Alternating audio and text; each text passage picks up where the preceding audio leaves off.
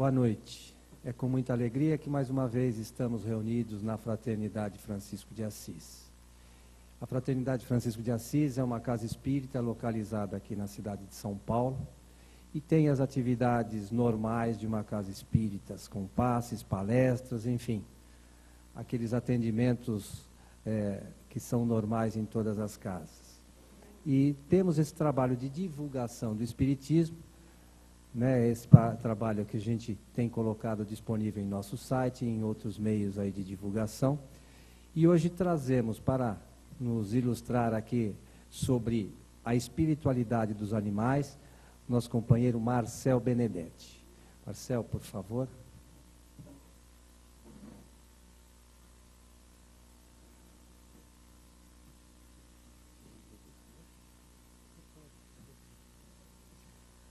Boa noite a todos. Obrigado pelo convite, para nós estarmos aqui falando sobre esse tema que para alguns até parece novidade, né? Algumas pessoas acreditam que seja alguma coisa nova no Espiritismo. E a gente agradece a oportunidade de mostrar que não é uma novidade no Espiritismo, que o assunto, na verdade, é tão antigo quanto o próprio Espiritismo. Aliás, um pouquinho mais novo, não pode dizer que é exatamente da mesma idade do Espiritismo, porque na verdade, na primeira edição do Livro dos Espíritos, saiu pouquinha coisa a respeito da espiritualidade dos animais, praticamente nada. E até na primeira edição do Livro dos Espíritos, a gente encontra alguma coisa até contrário ao que encontra na segunda edição do Livro dos Espíritos, e é fácil entender isso. As pessoas ainda não estavam preparadas naquela época e precisavam de um empurrãozinho. As pessoas eram um pouco céticas, eram mais ligadas a ciência do que a espiritualidade, né? Então precisavam de um empurrãozinho da ciência para se sentirem mais firmes na ideia que talvez naquela época sim, uma ideia nova sobre a espiritualidade dos animais. Então, a partir da primeira edição, foram necessários alguns anos para que Charles Darwin lançasse a teoria da evolução das espécies, para que as pessoas percebessem que os animais não eram objetos como se tinha na época, né?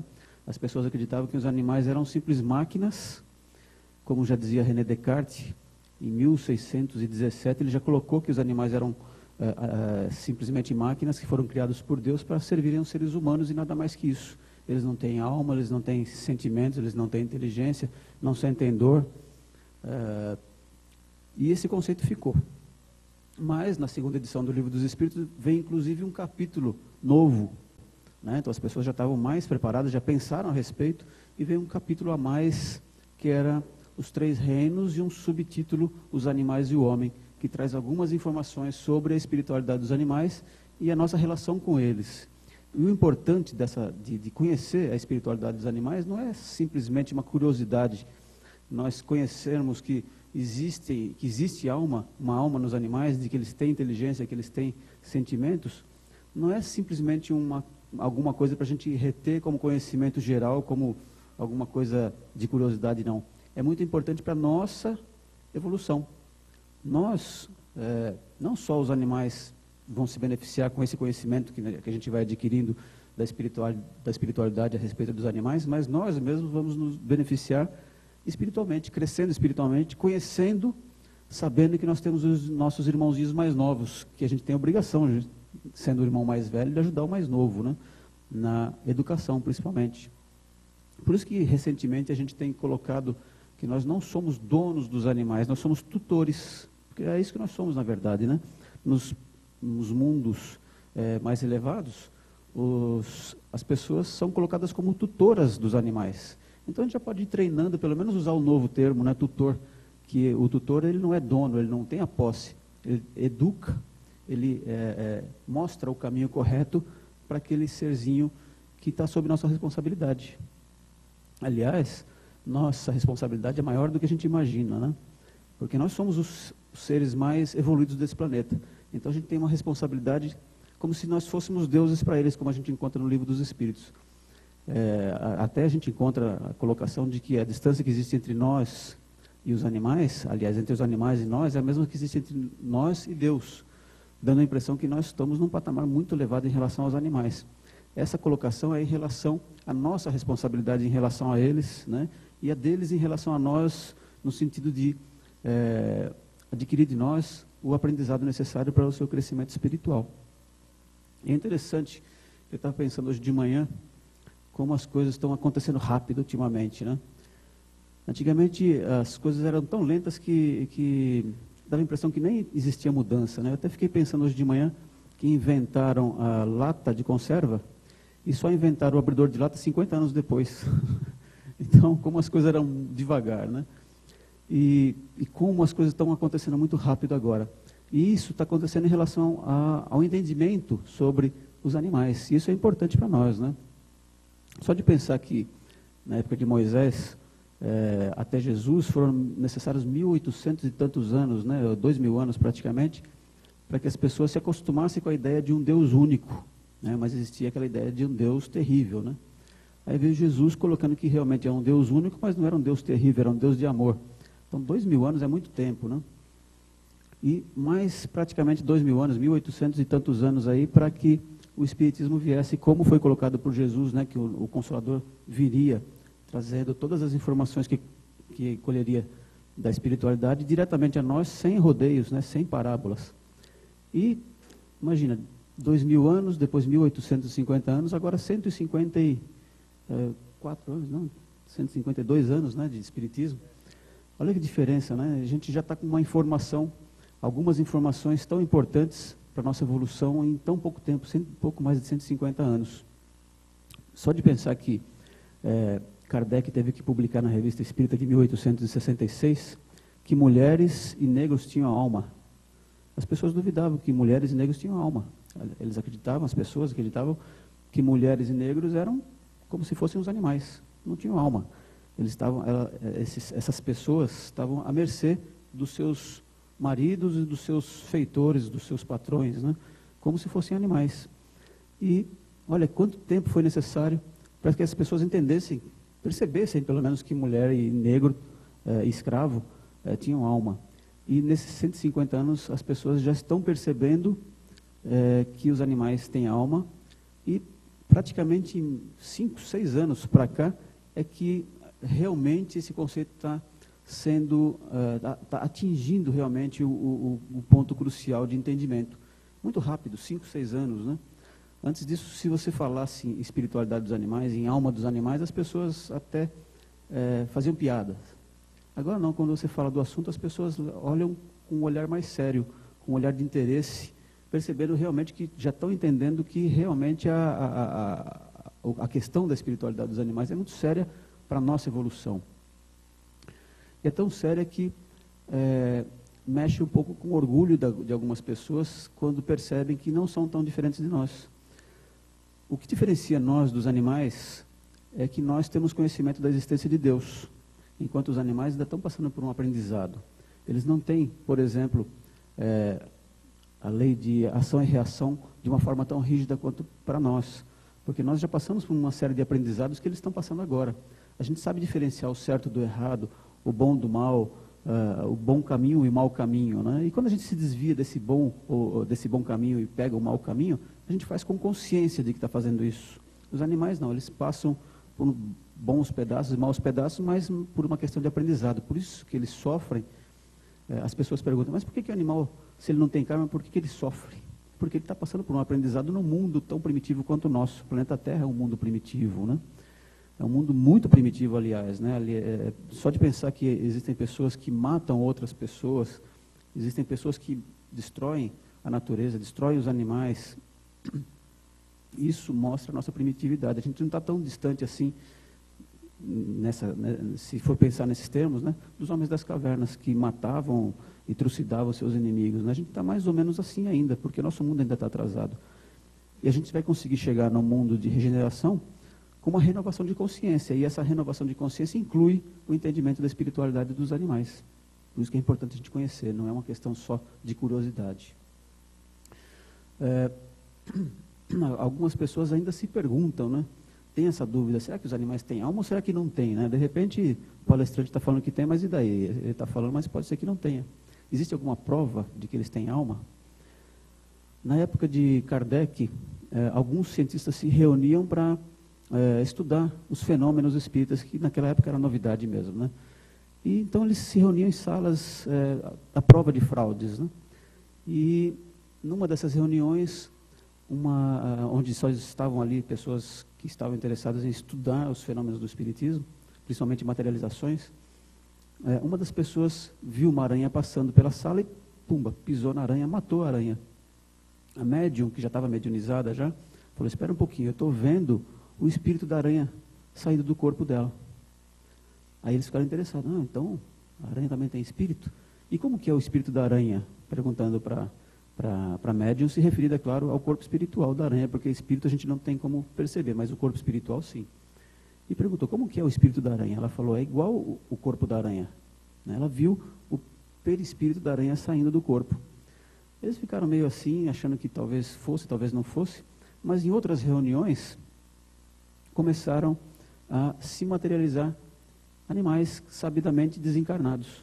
Inclusive um que foi acompanhado por um cientista, um zoólogo chamado Gambier Bolton, ele acompanhou uma foca de 200 quilos, imagina, que foi arpoada, estava ferida, e ele, durante 10 dias ele tentou, aliás, durante uma semana ele tentou salvar a vida dessa foca, mas ela acabou desencarnando. 10 dias depois ele participou de uma reunião e quem estava lá, materializada, a foca.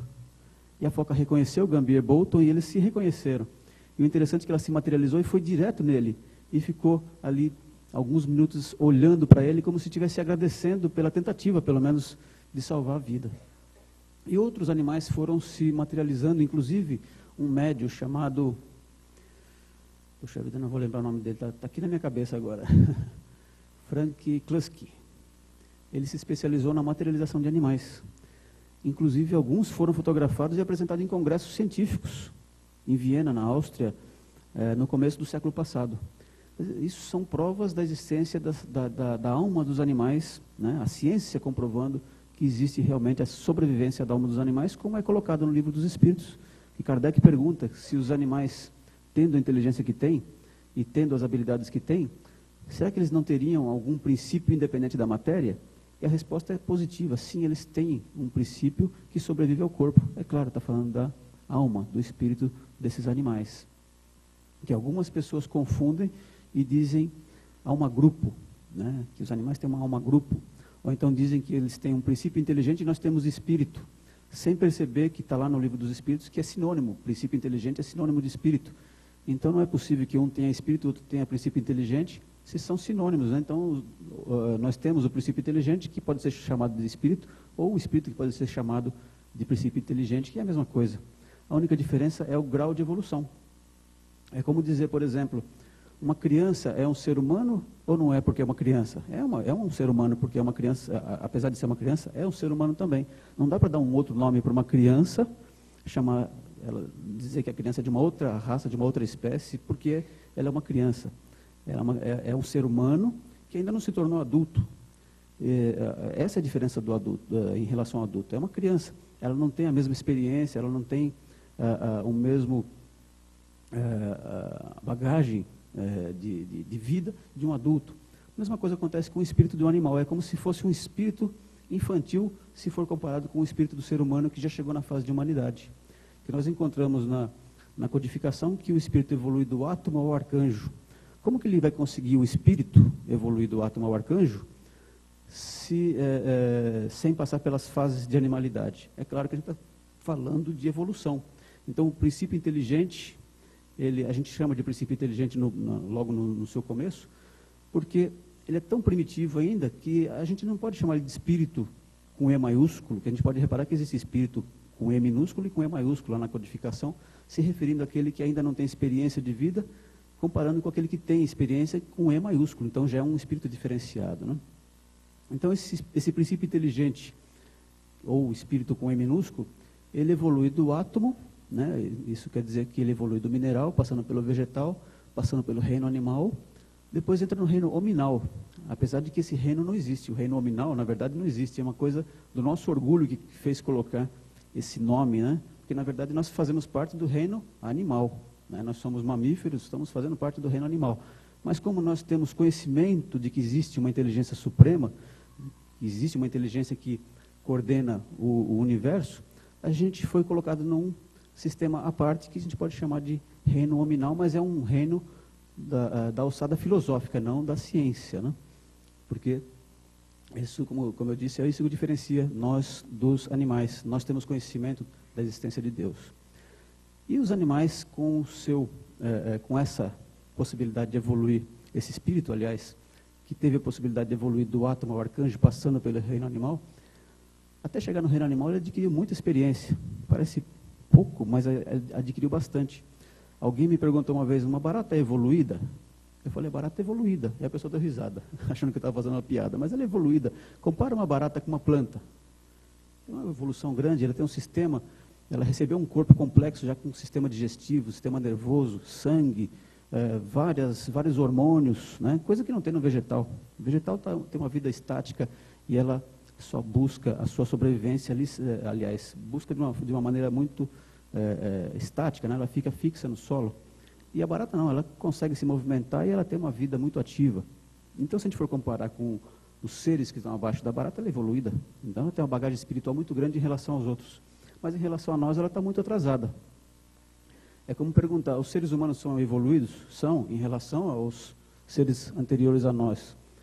Mas em relação aos arcanjos, nós estamos atrasados, né? Então, existem graus de evolução. E, à medida que esses espíritos vão ganhando experiência, eles vão ganhando corpos relativos a esse ganho de experiência. Então, na verdade, os corpos são reflexo da evolução do espírito. Quem evolui é o espírito. E à medida que ele evolui, ele recebe um corpo adequado ao seu grau de evolução. Então, imagine um espírito que começou lá no átomo, né, no mineral, ele viveu com esse corpo simples de um mineral qualquer, adquiriu experiência a ponto de receber um corpo. Eu estou simplificando aqui os reinos, né, porque provavelmente deve existir milhares de outros reinos pelo universo aí, mas a gente vai considerar só esses 5 reinos aqui que a gente conhece aqui na ciência da Terra, né? Ele passa para o reino vegetal, então esse espírito conseguiu um corpo muito melhor do que aquele que era do reino mineral. E ele, vivendo no reino vegetal, ele saindo do reino mineral e entrando no reino vegetal, ele vai adquirir experiência no reino vegetal e vai passar por várias espécies, né? Então ele vai, à medida que ele vai, ele perde o seu corpo, ele morre, ele ganha um outro corpo dentro do reino vegetal, ele vai evoluindo e ganha experiência suficiente para não necessitar mais reencarnar, entre aspas, né, no reino vegetal, porque é difícil falar em reencarnação no vegetal, né? Entrar na carne no vegetal não existe isso. Mas, entre aspas, ele passou por várias reencarnações, várias vidas físicas, né?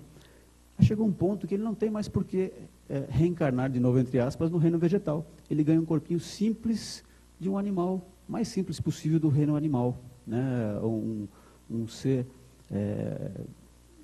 unicelular, por exemplo. Depois ele, com a experiência que ele vai ganhando, ele passa para algum ser simples, pluricelular, e vai passando pelos vários espécies animais dentro do reino animal, até que chega um ponto que ele não tem mais por que reencarnar no reino animal, porque ele já adquiriu uma consciência suficiente para ganhar um corpo como o nosso. Não como o nosso atual agora, mas ele pode entrar no reino hominal, né? Entre os homens primitivos, os homens das cavernas, talvez em outros mundos, ou então, como a ciência diz, o chimpanzé provavelmente é um ser humano primitivo, que vive entre nós, porque ele tem 99,5% do DNA idêntico ao nosso. Então, alguns cientistas querem que os chimpanzés e os gorilas sejam catalogados como seres humanos primitivos, porque eles são idênticos a nós, praticamente, em termos de DNA.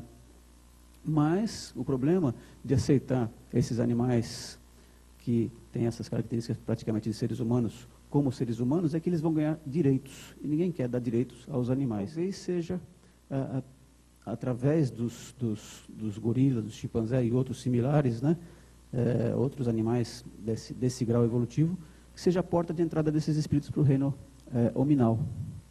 E a gente se surpreende com o que eles demonstram de inteligência e de sentimentos.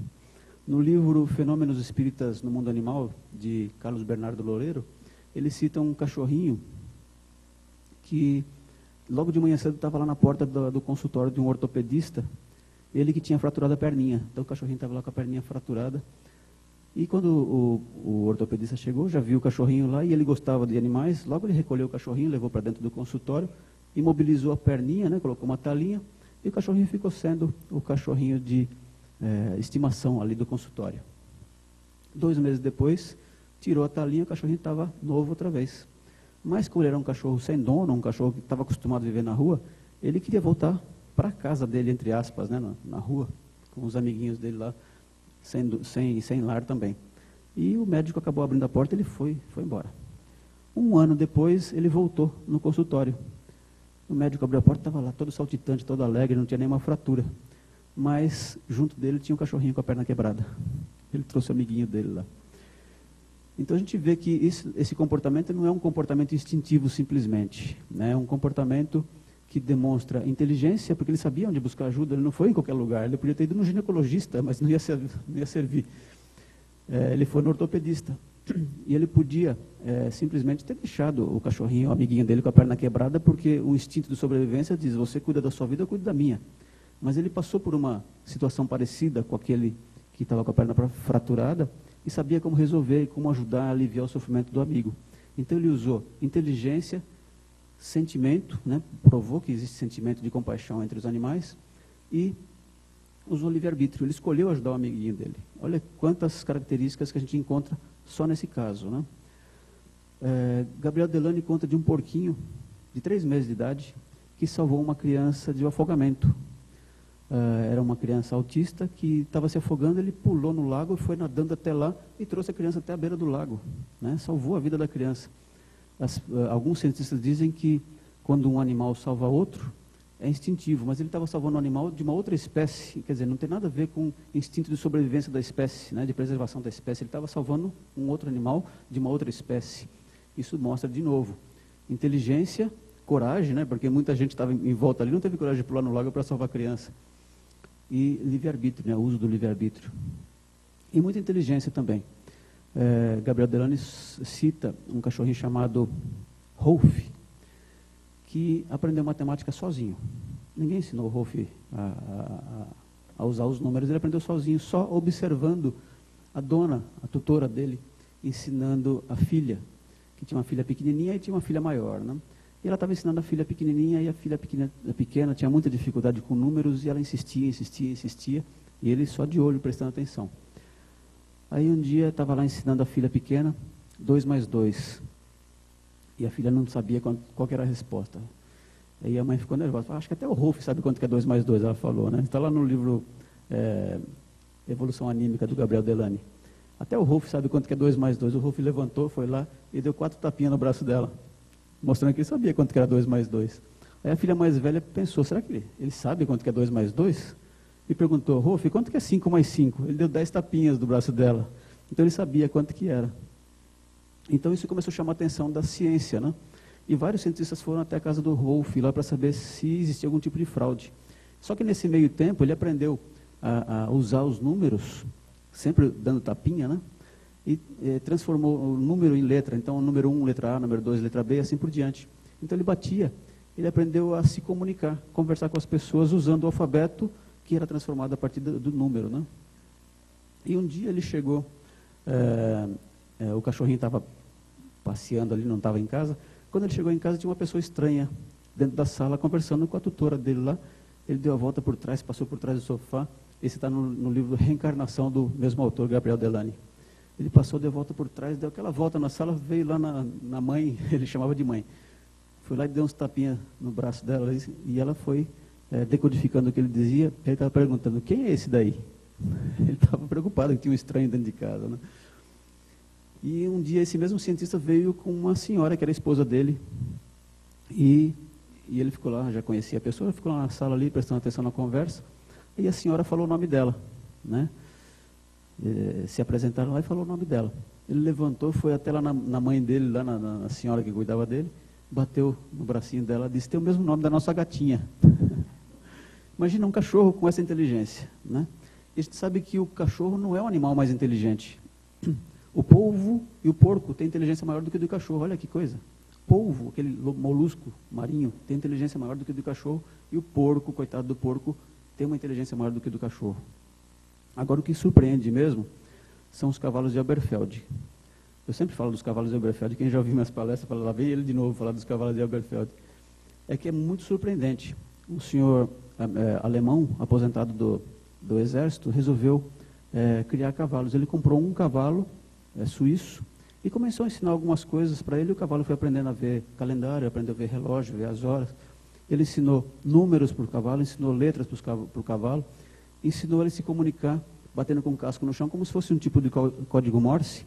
E começou a ter uma interação, uma conversa entre eles, eles se entendiam. E, de novo, os cientistas foram observar se existia algum tipo de fraude ali. E perceberam que realmente não tinha nenhum tipo de fraude, que realmente o cavalo tinha uma inteligência e capacidade de comunicação. E ele também tinha raciocínio matemático. Tanto é que ele aprendeu a resolver questões de somar, subtrair, multiplicar e dividir com muita facilidade. Mas um dos cientistas achava que era impossível que um cavalo tivesse raciocínio matemático, e desacreditou tudo que foi visto por outros cientistas, né? E um amigo desse senhor, para resolver essa questão de uma vez, comprou 5 cavalos. Ensinou as mesmas coisas que esse outro cavalo, o Hans, sabia. E todos os 5 aprenderam a mesma coisa, mostrando que não tinha como fraudar 5 cavalos de uma vez. Só que 2 deles se destacaram de uma maneira muito especial, no sentido de raciocínio matemático, porque eles sabiam resolver questões básicas de matemática, mas eles também sabiam resolver questões de raiz quadrada, raiz cúbica e raiz quarta.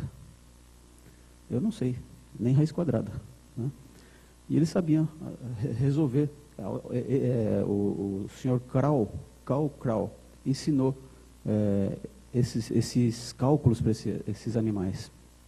E é claro que essa inteligência apareceu nesses animais, e eles não são seres especiais, não, eram cavalos comuns que ele comprou para mostrar que realmente a inteligência fazia parte desses animais como qualquer outro animal. Ele comprou esses animais para mostrar para a ciência que realmente os animais são inteligentes. E essa inteligência não apareceu de graça, né? Veio ao longo da evolução que a gente citou agora há pouco. E foi somando todas as experiências até chegar nesse momento de hoje. Através das várias reencarnações, como a gente citou, né? Já que quando ele desencarna, ele não faz mais parte do mundo físico, mas do mundo espiritual, e a gente provou, né, mostrou algumas provas científicas da existência da sobrevivência da alma, eles não vão ficar eternamente no plano espiritual, eles voltam, eles reencarnam muitas vezes, né? E para sempre renovar suas experiências e até chegar a um ponto em que eles podem entrar no reino hominal, né? Mesmo na literatura espírita, a gente encontra muitas citações sobre a existência de animais no plano espiritual. Quem já leu Nosso Lar, já encontrou várias citações ali, né? André Luiz fala de aves polícromas, né, que pousavam nas torres alvas lá no bosque, daquelas carruagens que eram puxados por burros, né, que vinham trazendo pessoas lá do umbral, e vinham cães na frente, mostrando o caminho. E várias outras citações, na Casa Transitória, por exemplo, as pessoas que dirigiam a Casa Transitória tinham um casal de pastor alemão, se não me engano, que fazia companhia para eles, e várias outras citações, né? Na literatura, principalmente de Chico Xavier, Emmanuel e André Luiz, existem muitas citações de animais no plano espiritual. Um cientista, se não me engano, ele é americano, Ian Stevenson, já falecido, ele estuda a reencarnação. E ele conseguiu provar que reencarnação não é mais uma alegação mística, nem é alguma coisa religiosa, é alguma coisa científica, provada cientificamente. Apesar de que a ciência oficial não aceita o fato, né? Mas ele conseguiu provar cientificamente a reencarnação. E como já provou a reencarnação de seres humanos, e a gente mostrou que nós fazemos parte ainda do reino animal, então a gente pode usar esse mesmo argumento, né, que outros animais também podem reencarnar. Chico Xavier tinha um cachorrinho chamado Dom Pedrito, ele gostava muito desse cachorrinho. E ele morreu bem na frente. Chico Xavier viu o cachorrinho sendo atropelado, e uma senhora que mora em Mogi das Cruzes disse que estava lá quando aconteceu, e disse que ele quase que imediatamente entrou em depressão e ficou ali 3 semanas de cama por causa do cachorrinho. Imagina, o Chico Xavier, com todo o conhecimento dele, entrou em depressão por causa do cachorrinho que desencarnou. Imagina a gente como é que deve ficar, que a gente não tem o mesmo preparo que ele para uma situação assim. E depois desse tempo ele se recuperou e ele estava andando pela rua. E Emmanuel, que é o espírito que acompanhava Chico, né, falou: olha, Chico, presta atenção, olha atrás de você, tem um filhotinho te seguindo. Ele olhou atrás e tinha um filhotinho mesmo seguindo ele. E ele falou assim: leva para casa, é o Dom Pedrito que voltou. Ele ficou todo feliz, né? E chegando em casa, como sempre, a casa lotada, ele chegou lá, ele falou, olha, o Dom Pedrito voltou para mim pela 5ª vez. É interessante isso, né? Saber que o animalzinho volta 5 vezes, pelo menos, né? No caso do Chico Xavier, voltou 5 vezes. Porque a gente fica sempre preocupado, meu cachorrinho desencarnou, será que ele vai voltar para mim? Pode ter certeza que não é a primeira vez que ele está com você e não vai ser a última vez. Por isso que é importante esse contato com os animais. Eu procuro sempre colocar animais, né? Eu falo muito de cachorro porque é o que está mais próximo de nós, gato, né? Mas é importante a gente colocar animais, porque a gente tem que pensar também naqueles que a gente não considera como animais ainda, né? Muita gente considera como alimento, que são os bovinos, os ovinos, os suínos, e eu acabei de comentar que os suínos são mais inteligentes do que os cachorros, né? Então a gente tem que pensar nesses animais aí também, que eles não são nossos alimentos, eles são nossos irmãos, e a gente tem que realmente pensar neles como irmãos menores, que a gente tem que ajudar na evolução deles. E o nosso planeta não vai conseguir chegar, com certeza, ao mundo de regeneração, enquanto a gente não rever os nossos conceitos em relação a esses nossos irmãozinhos, que realmente são. Porque são filhos do mesmo pai, são nossos irmãos, né? Tudo é criado por Deus, então eles são nossos irmãos. E não vamos chegar ao planeta de regeneração enquanto a gente não entender que eles são nossos irmãos, porque à medida que a gente consegue entender que eles são nossos irmãos e considera os animais como nossos irmãos, significa que nós consideramos nós mesmos como irmãos, né? E já não vai ter mais guerra, com certeza. Imagina que se você considera o porquinho, o boizinho, o cavalinho, o polvo, a beluga, a baleia, sei lá quem mais animal, ou até vegetal, ou qualquer outro ser, significa que nós já nos conscientizamos que nós somos irmãos, já não vai ter mais guerra no nosso mundo, ninguém vai estar mais matando ninguém, não vai existir mais assalto, não vai existir nenhum tipo de crime. Significa que a gente estava preparado então para entrar no mundo de regeneração. Então é nesse ponto que eu digo que é importante a gente conhecer a espiritualidade dos animais, que não é só por curiosidade, mas para nosso crescimento espiritual. E era isso que eu tinha para falar a respeito da espiritualidade dos animais. Obrigado pela atenção.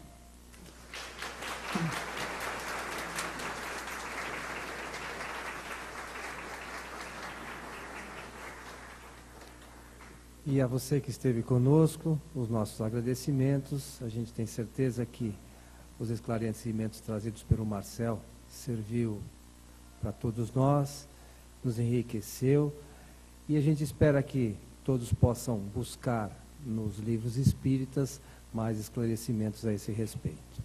Até a próxima semana, se Deus quiser.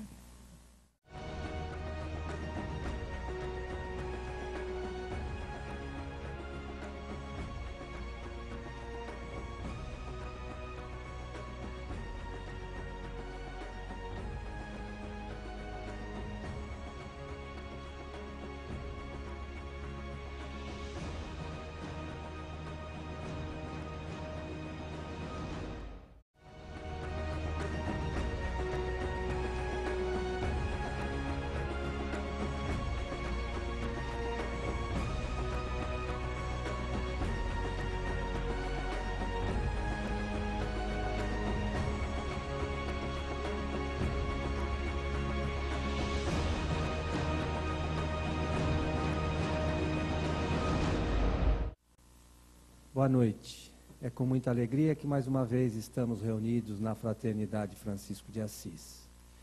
A Fraternidade Francisco de Assis é uma casa espírita localizada aqui na cidade de São Paulo e tem as atividades normais de uma casa espírita, com passes, palestras, enfim, aqueles atendimentos que são normais em todas as casas.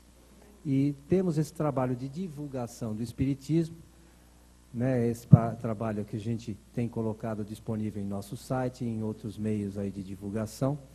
E hoje trazemos para nos ilustrar aqui sobre a espiritualidade dos animais, nosso companheiro Marcel Benedetti. Marcel, por favor.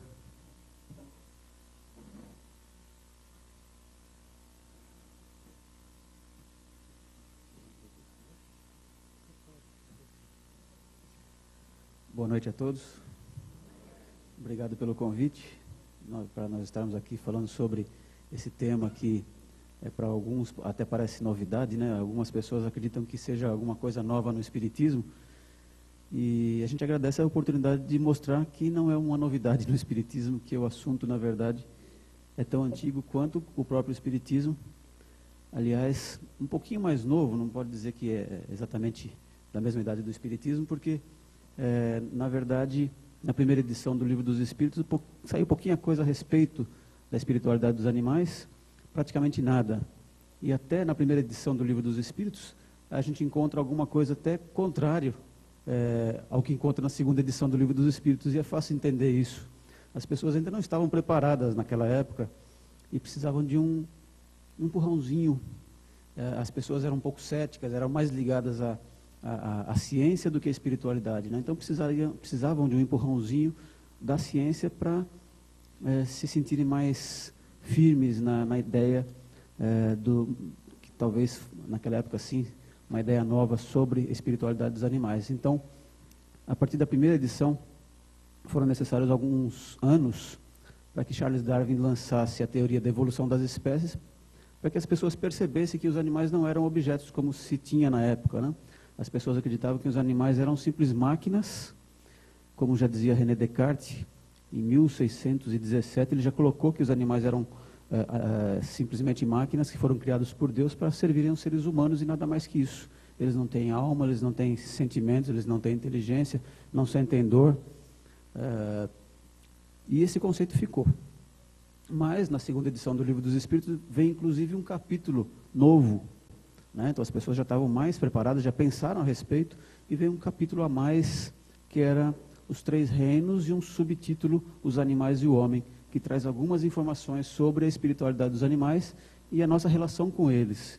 E o importante de conhecer a espiritualidade dos animais não é simplesmente uma curiosidade, nós conhecermos que existe uma alma nos animais, de que eles têm inteligência, que eles têm sentimentos, não é simplesmente alguma coisa para a gente reter como conhecimento geral, como alguma coisa de curiosidade, não. É muito importante para a nossa evolução.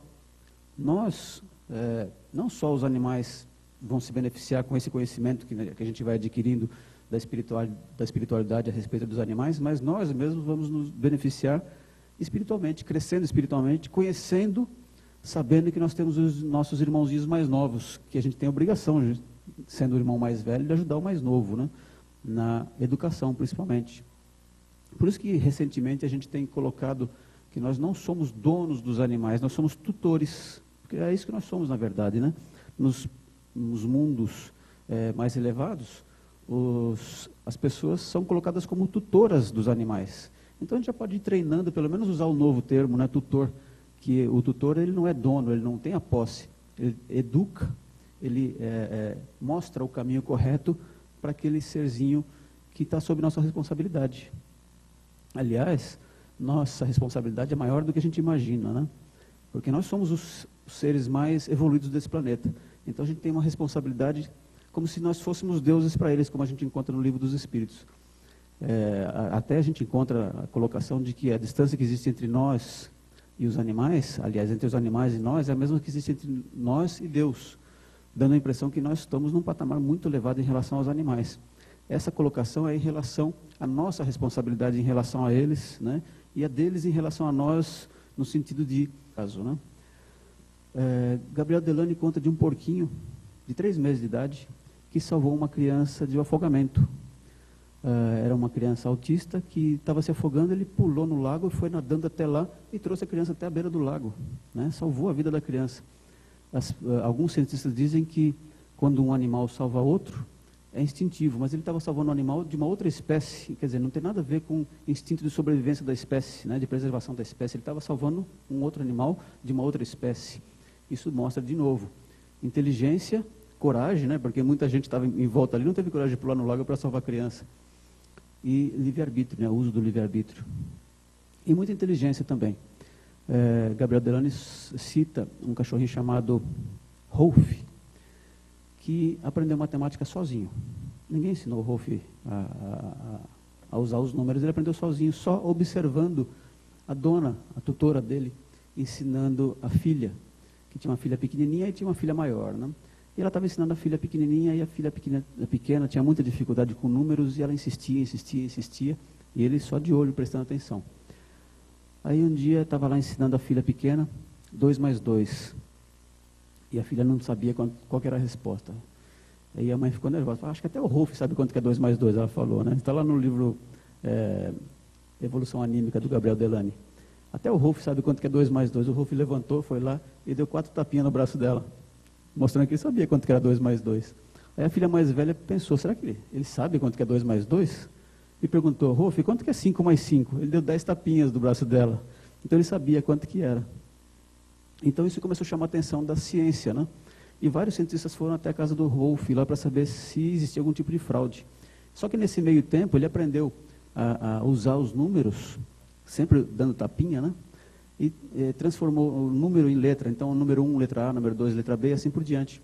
Então, ele batia, ele aprendeu a se comunicar, conversar com as pessoas usando o alfabeto que era transformado a partir do número, né?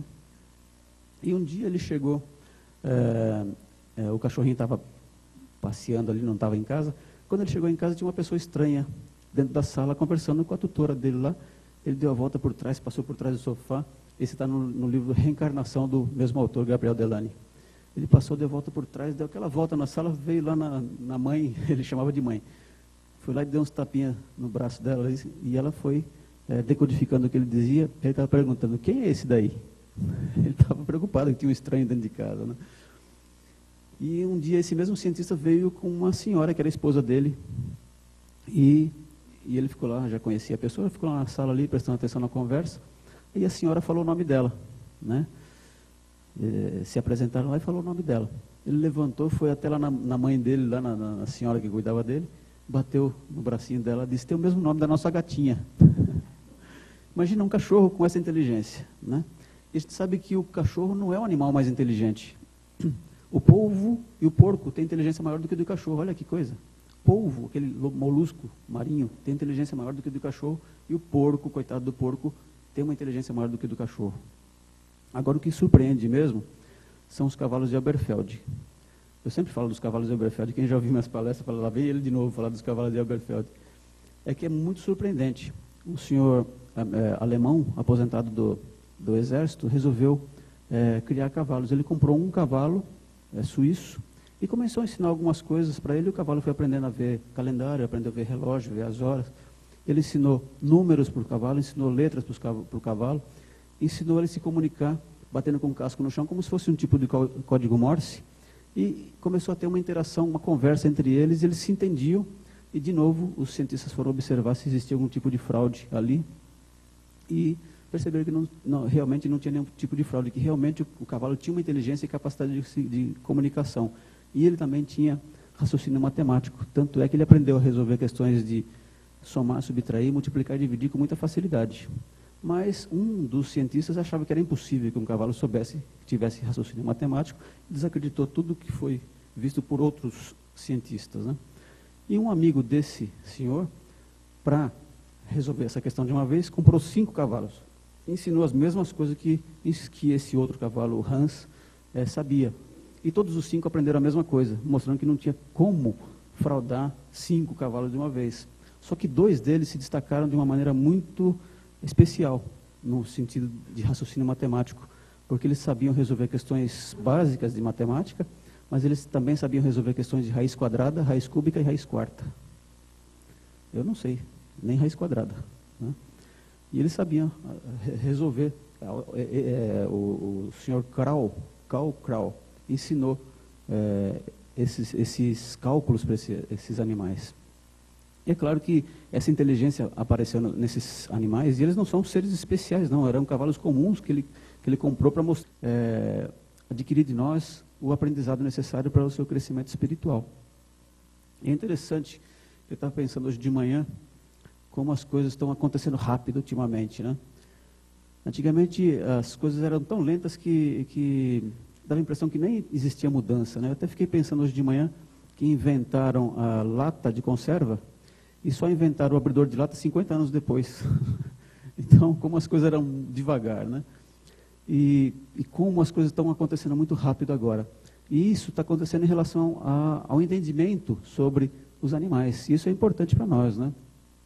Só de pensar que, na época de Moisés, até Jesus, foram necessários 1.800 e tantos anos, né, 2.000 anos praticamente, para que as pessoas se acostumassem com a ideia de um Deus único, né? Mas existia aquela ideia de um Deus terrível, né? Aí veio Jesus colocando que realmente é um Deus único, mas não era um Deus terrível, era um Deus de amor. Então 2000 anos é muito tempo, né? E mais praticamente 2000 anos, 1800 e tantos anos aí, para que o Espiritismo viesse, como foi colocado por Jesus, né? Que o Consolador viria, trazendo todas as informações que colheria da espiritualidade diretamente a nós, sem rodeios, né? Sem parábolas. E, imagina, 2000 anos, depois 1850 anos, agora 154 anos, não, 152 anos, né, de Espiritismo. Olha que diferença, né? A gente já está com uma informação, algumas informações tão importantes para a nossa evolução em tão pouco tempo, pouco mais de 150 anos. Só de pensar que Kardec teve que publicar na Revista Espírita de 1866 que mulheres e negros tinham alma. As pessoas duvidavam que mulheres e negros tinham alma. Eles acreditavam, as pessoas acreditavam que mulheres e negros eram como se fossem os animais, não tinham alma. Essas pessoas estavam à mercê dos seus maridos e dos seus feitores, dos seus patrões, né? Como se fossem animais.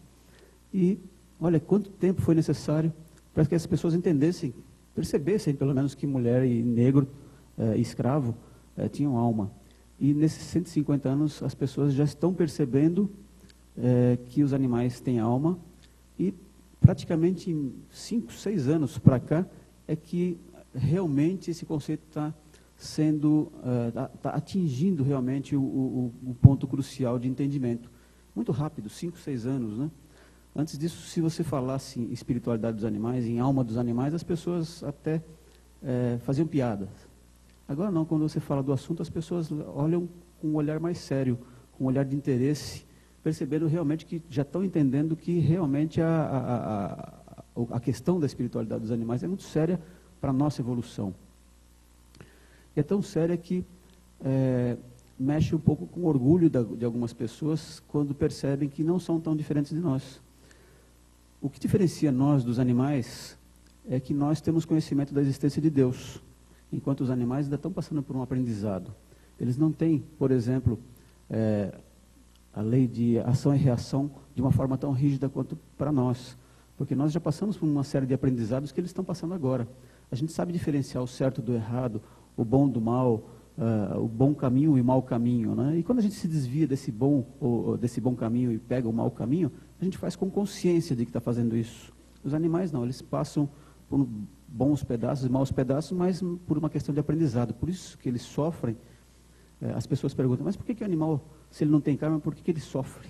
Porque ele está passando por um aprendizado num mundo tão primitivo quanto o nosso. O planeta Terra é um mundo primitivo, né? É um mundo muito primitivo, aliás, né? Só de pensar que existem pessoas que matam outras pessoas, existem pessoas que destroem a natureza, destroem os animais. Isso mostra a nossa primitividade. A gente não está tão distante assim, se for pensar nesses termos, né, dos homens das cavernas que matavam e trucidavam seus inimigos, né? A gente está mais ou menos assim ainda, porque o nosso mundo ainda está atrasado. E a gente vai conseguir chegar no mundo de regeneração com uma renovação de consciência, e essa renovação de consciência inclui o entendimento da espiritualidade dos animais. Por isso que é importante a gente conhecer, não é uma questão só de curiosidade. Algumas pessoas ainda se perguntam, né?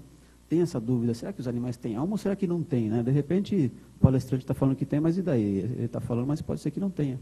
Existe alguma prova de que eles têm alma? Na época de Kardec, alguns cientistas se reuniam para estudar os fenômenos espíritas, que naquela época era novidade mesmo, né? E então eles se reuniam em salas à prova de fraudes, né? E numa dessas reuniões, onde só estavam ali pessoas que estavam interessadas em estudar os fenômenos do espiritismo, principalmente materializações, uma das pessoas viu uma aranha passando pela sala e, pumba, pisou na aranha, matou a aranha. A médium, que já estava mediunizada já, falou, espera um pouquinho, eu estou vendo o espírito da aranha saindo do corpo dela. Aliás, busca de uma maneira muito estática, né? Ela fica fixa no solo. E a barata não, ela consegue se movimentar e ela tem uma vida muito ativa. Então, se a gente for comparar com os seres que estão abaixo da barata, ela é evoluída. Então, ela tem uma bagagem espiritual muito grande em relação aos outros. Mas em relação a nós, ela está muito atrasada. É como perguntar, os seres humanos são evoluídos? São, em relação aos seres anteriores a nós. mas em relação aos arcanjos nós estamos atrasados, né? Então existem graus de evolução. E à medida que esses espíritos vão ganhando experiência, eles vão ganhando corpos relativos a esse ganho de experiência.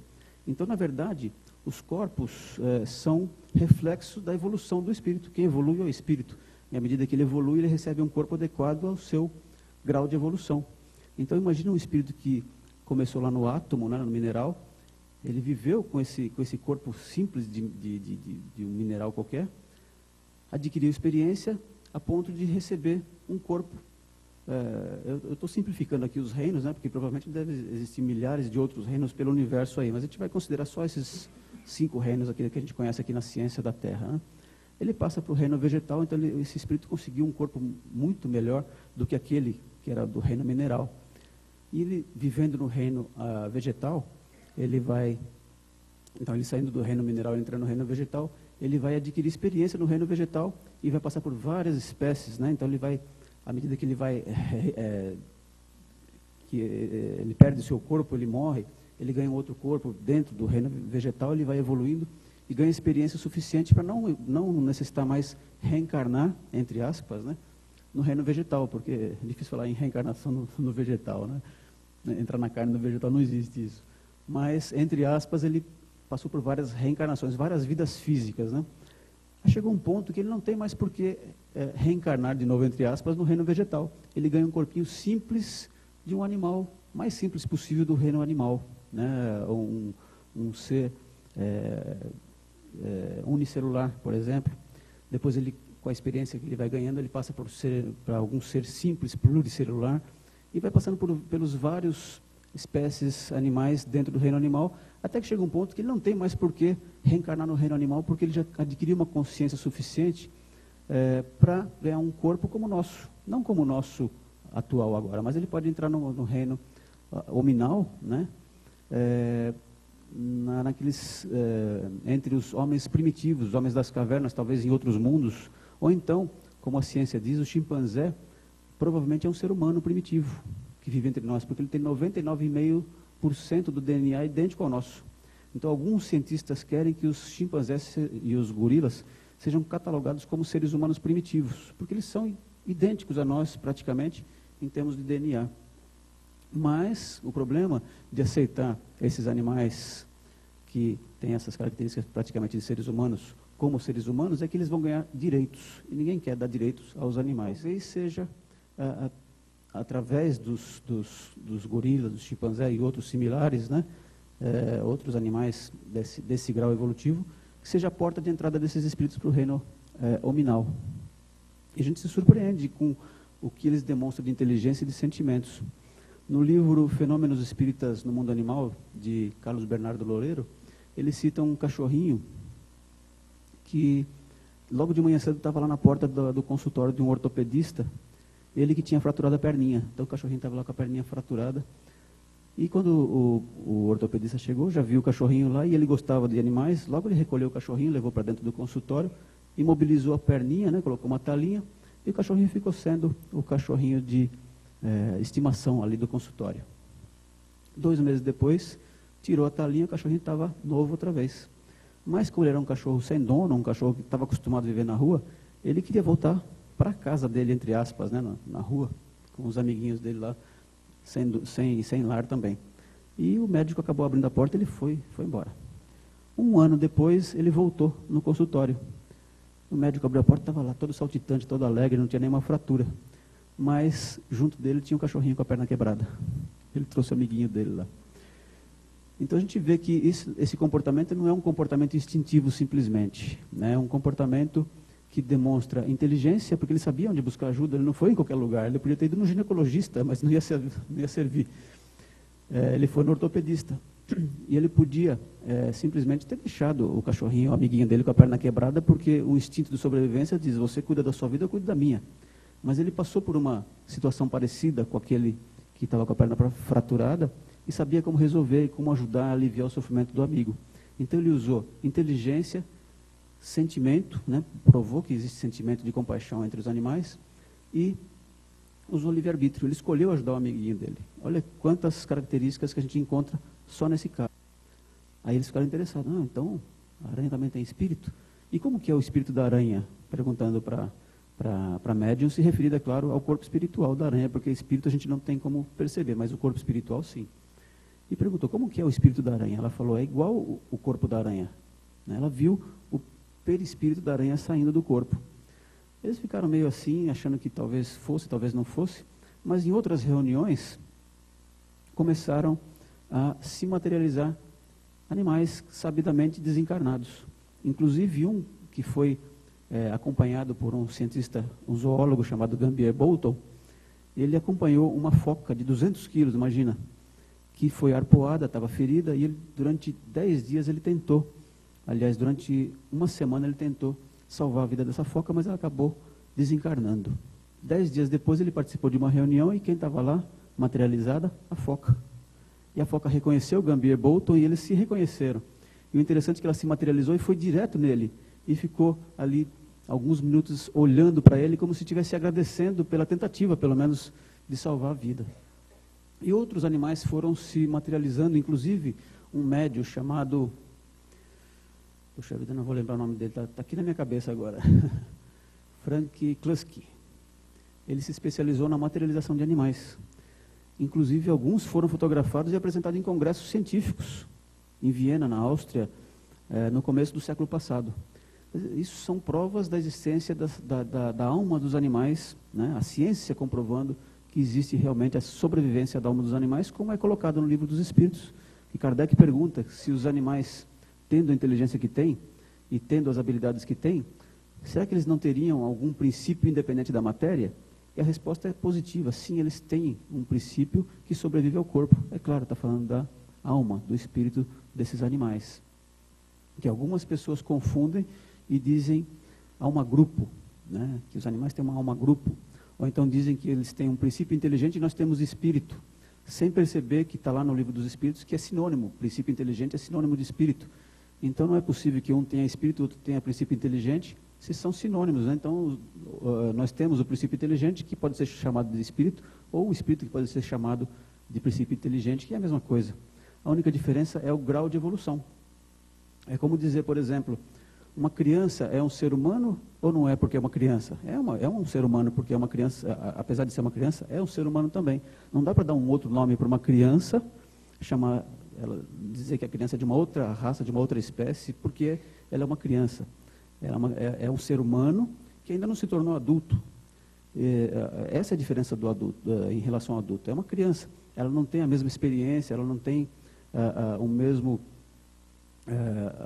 bagagem de vida de um adulto.